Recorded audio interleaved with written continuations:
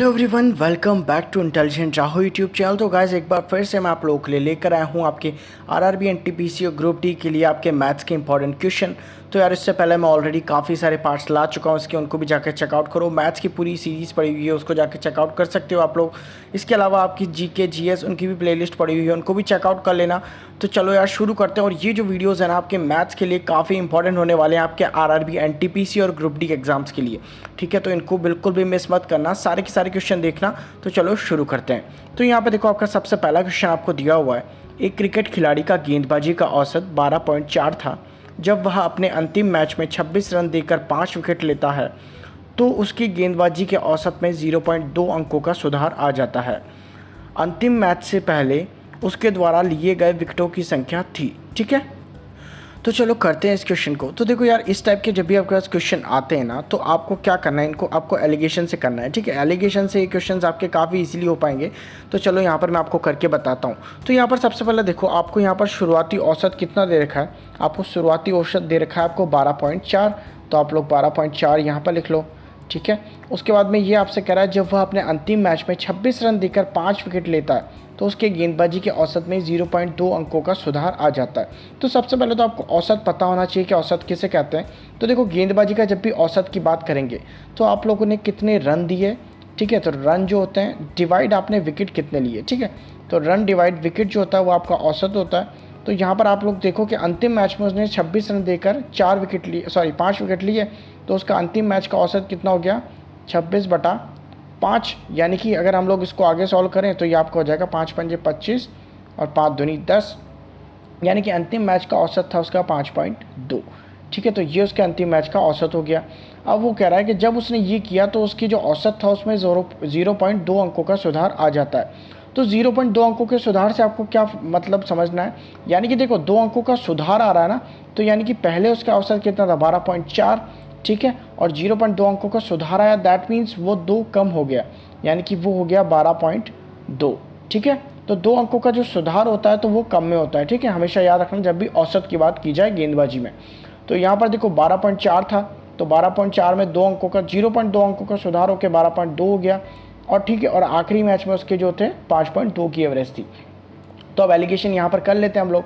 तो यहाँ पर देखो आपका 0.2 टाइम जाएगा ये, तो 0.2 टाइम यहाँ पर आ गया। और यहाँ पर आपका 12.2 में से 5.2 घटाओगे आप लोग, तो यहाँ पर आपके पास बचेगा 7, ठीक है। सिंपली आपके पास 7 बचेगा। तो यहाँ पर आपके पास एक साइड 7 बचा, एक साइड 0.2 बचा, ठीक है। तो इसका जो पॉइंट है इधर से हट जाएगा, तो इधर आपका 0 लग जाएगा, ठीक है। तो यहाँ पर आपका क्या लग चुका है, यहाँ पर आपके पास निकल के आ चुका है 2 और 70। तो 2 और 70 आपके पास निकल के आ चुका है, ठीक है। तो अब हमको वैल्यूज़ निकालनी है। तो सबसे पहले देखो वो पूछ रहा है कि अंतिम मैच से पहले उसके द्वारा लिए गए विकेटों की संख्या बताइए। तो सबसे पहले तो हमें ये पता करना है कि अंतिम मैच में उसने कितने विकेट लिए। उसने 5 विकेट लिए थे, ठीक है। तो 5 विकेट जो हैं वो हमारे इस 2 रेशियो के बराबर हैं, ठीक है। तो यानी कि यहाँ पर 2 है, तो हमारे जो अंतिम मैच में 5 विकेट लिए थे वो आपके 2 रेशियो के बराबर हो गए, क्योंकि यहाँ पर हमने अंतिम मैच का तो एवरेज लिखा था। तो ये जो 2 विकेट्स हैं ये आपके 5 विकेट के बराबर हो गए, ठीक है। तो यहाँ पर हम लोग सिंपली क्या कर सकते हैं कि अगर हम लोग 2 का 5 के बराबर है तो आपका 1 किसके बराबर हो जाएगा, तो आपका 1 बराबर हो जाएगा 5/2 के, ठीक है। तो अगर आपका 1 5/2 के बराबर हो जाता है तो हमें किसका निकालना है, हमें तो पूरे मैचेस का निकालना है। तो वो आपके 70 के बराबर है। तो यहाँ पर आप लोग 70 लिख दो, ठीक है। तो 70 मल्टीप्लाई हो जाएगा।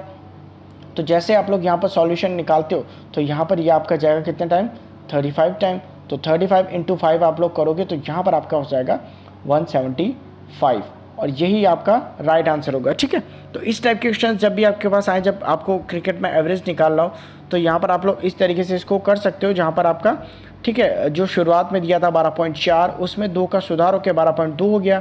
अंतिम मैच आपको 26 दे रखा था, 5 विकेट लिए थे, तो 26/5 हो जाएगा। यहाँ पर तीसरी वैल्यू हम लोग पुट कर देंगे। तीसरी वैल्यू पुट करने के बाद हम लोग इसका सॉल्यूशन निकाल देंगे। तो 12.4 में से 12.2 जाएगा, 0.2 बचेगा। 12.2 में से 5.2 जाएगा तो 70 बचेगा। अब इसको हम लोग रेशियो सॉल्व कर लेंगे, तो यहाँ पर आपका 2 हो जाएगा और यहाँ पर आपका 70 हो जाएगा, ठीक है। तो यहाँ पर आपका 70 हो गया, यहाँ 2 हो गया, यानी कि हम लोग इसका रेशियो निकालेंगे तो 1:35 भी हो सकता है, ठीक है। तो उसी हिसाब से आपका आंसर आ जाएगा। अब नेक्स्ट क्वेश्चन देखो, यहाँ पर देखो आपको किसी फर्म के पुरुष कर्मचारियों का औसत वेतन 5200 रुपये था और महिला कर्मचारियों का औसत वेतन 4200 रुपये था। यदि सभी कर्मचारियों का मिलाकर औसत वेतन 5000 रुपये हो तो महिला कर्मचारियों का प्रतिशत क्या है। ठीक है, तो ये क्वेश्चन भी हम लोग एलिगेशन से करेंगे, क्योंकि एलिगेशन से ये काफ़ी इजीली हो जाएगा, काफ़ी जल्दी हो जाएगा। ठीक है, तो सबसे पहले हम लोग इधर लिखेंगे मेल और तो सबसे पहले हम लोग इधर लिखेंगे मेल और इधर लिखेंगे फीमेल। ठीक है, तो मेल का कितना एवरेज है, तो यहाँ पर हम लोग देख सकते हैं 5200 रुपये एवरेज वेतन है इनका, और फीमेल का कितना है 4200 रुपये एवरेज है। और यहाँ पर आपका 4200 आ गया, यहाँ पर 5200 आ गया, और जो टोटल एवरेज वेतन है वो है 5000 रुपये। तो 5000 को हम लोग लिख देंगे बीच में, तो यहाँ पर आपका 5000 आ गया। इधर से इसको काटेंगे बड़ी संख्या में से छोटा, तो यहाँ पर 200 बचेगा। यहाँ पर इसमें से इसको काटेंगे तो यहाँ पर आपका 800 बचेगा, तो यहाँ पर आपका 200:800 आ गया। तो यहाँ पर आपका ये एक बार जाएगा, ये आपका 4 टाइम जाएगा, तो 4:1 आपके पास आ जाएगा। अब आपसे पूछा क्या है, महिला कर्मचारियों का प्रतिशत क्या है, तो यहाँ पर टोटल कितना प्रतिशत है, 4 और 1 5, तो 4 + 1 आपका 5 हो जाएगा। 5 में कितना महिला कर्मचारियों का 1 है, तो यानी कि 1/5 जो है वो महिला कर्मचारियों का है। तो इसको हम लोग कर लेते हैं, यहाँ पर 5 का 20 बार जाएगा, तो यानी कि 20% जो होगी आपकी वो महिला कर्मचारी होगी। ठीक है, अब नेक्स्ट क्वेश्चन देख लो। शुद्ध दूध से भरे हुए किसी बर्तन के 20% दूध को निकालकर उतनी ही मात्रा का पानी डाल दिया जाता है तथा यह प्रक्रिया 3 बार दोहराई जाती है, तो तीसरी संक्रिया के बाद बर्तन में शुद्ध दूध की मात्रा घटकर कितनी रह जाएगी। ठीक है, तो इस क्वेश्चन को भी करना मैं आपको बताऊंगा, जो कि काफ़ी इजीली हो पाएगा। ठीक है, तो यहाँ पर सबसे पहले हम देखो कि हमारे पास शुरुआत में कितना दूध था हमारे पास। ठीक है, 100 दूध था। ठीक है, लेकिन उसने क्या किया, उसने 20% दूध निकाल दिया, तो हमारे पास 20% दूध अगर निकल गया, यानी कि हमारे पास कितना बचा, 80 बचा। ठीक है, उसके बाद में हम लोग फिर मानते हैं कि 80% था। ठीक है, अब 80% से हम लोग कह सकते हैं कि यहाँ पर हमारे पास 80% था, इसमें से फिर उसने 20% निकाल दिया, तो इसका जो 20% हो जाएगा, 80 का 20% आपका 16 हो जाएगा। तो 80 - 16 आप लोग करोगे तो ये आपका हो जाएगा 64। ठीक है, अब 64 आ गया, तो 64 में से फिर उसने कहा कि ये दोबारा से 20% निकाला, तो 20% निकाला हमने यहाँ पे, तो यहाँ पर 6.4 × 2 कर दो, तो यहाँ पर 6 दूनी 12 और 4 दूनी 16। ठीक है, तो 6 दूनी 12 4 दूनी 16, यानी कि 12.16 और कम हो जाएगा, तो 12.16 हम लोग 64 में से कम कर देते हैं। तो यहाँ पर मैं आपको निकाल के ही बता देता हूँ। ठीक है, तो यहाँ पर 64 है, 64 में से 20% कम करेंगे, यानी कि हम लोग क्या करेंगे इसका -100 - 20, यानी कि 80/100 यही करेंगे। ठीक है, तो यहाँ पर आपका 4 टाइम जाएगा, यहाँ पर आपका 5 टाइम जाएगा। तो यहाँ पर अब आप लोग क्या कर सकते हो, 5 से कितनी बार जाएगा आपका, 5 से जाएगा आपका ये एक बार, और 5 दूनी 10 और 5 अट्ठे 40, यानी कि 12.8। ठीक है, अब 12.8 तो आ गया, अब 12 × 36 12 × 48, तो यहाँ पर आपका 12.8 × 4 कर दो। तो जैसे ही हम लोग इसको टोटल करते हैं तो यहाँ पर आपका कितना हो जाएगा 2, और यहाँ पर 8 3 1, और यहाँ पर 4 का हो जाएगा इधर से 1, तो 5, यानी कि 51.2 हमारे पास आंसर आ जाएगा। ठीक है, तो 51.2 आपके पास एंड में बचेगा, तो ये आपका ऑप्शन 3 राइट आंसर होगा। अब ये तो हो गया लंबा वाला, शॉर्ट मेथड से करते हैं। शॉर्ट मेथड क्या है हमारे पास, मान लो शुरुआत में कितना था हमारे पास, x% था। ठीक है, 20% कम किया तो हमारा कितना रह गया, 80/100, फिर से 20% कम किया, दोबारा 80/100, फिर से 20% कम किया तो दोबारा 80/100। ठीक है, अब इसका निकाल लेंगे हम लोग, तो यहाँ पर ये आपका 4/5, ये भी आपका 4/5, और ये भी आपका 4/5 कट जाएगा। ठीक है, तो यहाँ पर हमारे पास कितना आ गया, तो हमारे पास आ गया 4 × 16 × 64, दैट मीन 64। यहाँ पर आ गया 5 × 5 = 25, 5 × 125। ठीक है, हमारे पास क्वांटिटी थी 125, लेकिन अब कितनी बची, 64 बची। ठीक है, तो यहाँ पर आप लोग कर लो 64/125, और इसका हम लोग को परसेंटेज निकालना है, तो 100 से मल्टीप्लाई कर दो, तो 25 × 100, 25 × 5 = 125। वापस से वही वाली वैल्यू आ गई आपके पास 4/5, तो यहाँ पर 64 को 4 से मल्टीप्लाई करो, आपका ये हो जाएगा 256, और यहाँ पर आपका 5 से डिवाइड कर दो, तो 5 × 5 = 25, 5 से कम 5, और 5 दूनी 10, तो वापस से आपका आंसर आ गया 51.2, और यही आपका आंसर होगा। ठीक है, अब नेक्स्ट क्वेश्चन देख लो। यहाँ पर आपका एक पंखे की सूची मूल्य 20% की छूट के साथ 150 रुपये है। ग्राहक को कितनी अतिरिक्त छूट दी जाए कि शुद्ध मूल्य 108 रुपये हो जाए। ठीक है, तो यहाँ पर अब आपसे कह रहा है कि पंखे का सूची मूल्य, यानी कि हम लोग इसको MP भी लिख सकते हैं। ठीक है, तो MP जो है वो आपका 150 रुपये है। ठीक है, तो 150 रुपये MP है, उस पर 20% की छूट दी जाती है, तो 20% की छूट हम लोग निकाल लेते हैं सीधे ही। तो यहाँ पर 150 का आपको 20% की छूट यानी कि 80/100, तो ये 2 बार कटेगा, ये 3 बार कटेगा और यहाँ पर ये आपका 40 बार कट जाएगा। तो यहाँ पर आपके पास कितना बचा, 120 रुपये बचा। क्या बचा, ये आपका SP बचा, ठीक है। लेकिन वो कह रहा है कि ग्राहक को और कितनी अतिरिक्त छूट दी जाए कि जो शुद्ध मूल्य यानी कि हमारा SP जो हो वो 108 हो जाए। तो यानी कि यहाँ देखो हमारा SP कितना हो गया था, 120 हो गया था, लेकिन अभी हमको इसमें 108 करना है, यानी कि 120 में से कितना माइनस करना है हमको 12 माइनस और करना है, तब जाके ये 108 होगा, ठीक है। तो ये 108 आपका तब जाकर होगा। तो यहाँ पर अगर आपका 12 माइनस करना है 120 में से, तो हम लोग को सिंपली पता है कि ये 12 डिवाइड करना है 120 में से, सॉरी माइनस करना है, तो 100 से मल्टीप्लाई करके परसेंटेज निकल जाएगा, 12 10 बार जाएगा और 10 से 10 बार जाएगा, यानी कि 10% आपका आंसर आएगा। अब यहाँ पर आपका 10% कहीं भी नहीं दिया हुआ, दैट मीन्स आपका ऑप्शन 4 आपका राइट आंसर होगा।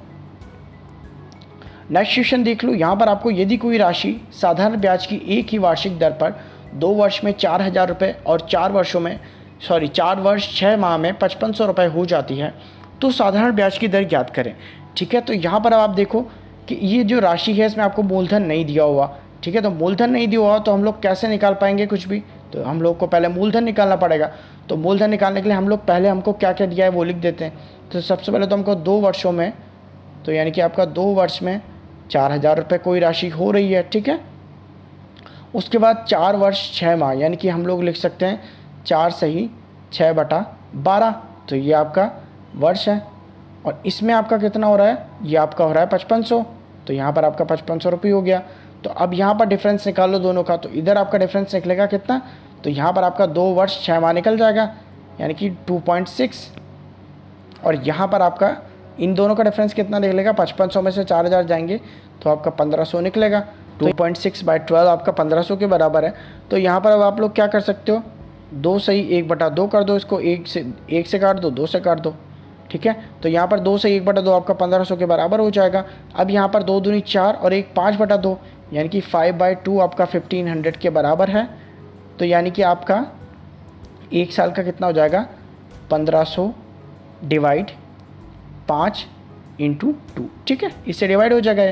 तो 5 दिया 15 और ये 300 आपका 2 से मल्टीप्लाई हो जाएगा। दैट मीन्स हमारे पास 1 वर्ष का जो आया आपका मूल्य, यानी कि 1 वर्ष में कितना ब्याज आ रहा है, तो वो 600 रुपये आ रहा है, ठीक है। तो 1 वर्ष में आपका 600 रुपये आ रहा है। तो अगर 1 वर्ष में आपका 600 रुपये आ रहा है, तो अब हमको एक चीज़ बताओ, हमें 2 वर्षों में कितना आ गया था, 4000 रुपये हो गई थी हमारी राशि। तो यानी कि अगर हमारी राशि 2 वर्षों में बढ़ी है, कुछ बड़ी होगी तब जाके 4000 हुई है, तो कितना बड़ी होगी 2 वर्षों में, 1 वर्ष में 600 है, तो 2 वर्ष के लिए हम लोग इसको 2 से मल्टीप्लाई कर देंगे, तो 600 दूनी 1200 आपका हो जाएगा, यानी कि 2 वर्षों में 1200 बढ़ी। तो 1200 बढ़ी अगर, तो कितने में बढ़ी, तो हमें पता है 4000 में बढ़ गई, क्योंकि ऊपर लिख रखा है 4000 हो गई थी राशि, ठीक है। तो 1200 रुपये 4000 में बढ़ गई। तो यानी कि हमें शुरुआती राशि निकालनी है, तो हम लोग 4000 माइनस 1200 कर देते हैं। तो यहाँ पर हम लोग जैसे ही 1200 करते हैं, तो यहाँ पर आपके पास आ जाएगा 2800, ठीक है। और यही आपका क्या है, प्रिंसिपल, यानी कि मूलधन। इतनी राशि बढ़ गई थी और ये राशि हो गई थी, यानी कि मिश्रधन माइनस ब्याज, तो आपका मूलधन निकल के आ जाएगा। तो यहाँ पर आपका मूलधन निकल के आ चुका है। अब आपसे पूछा क्या गया है, तो आपसे यहाँ पर सिंपली पूछा गया है कि ब्याज की दर बताइए, ठीक है। तो अब हमें एक चीज़ पता ही है कि हमारा प्रिंसिपल कितना है, 2800 है।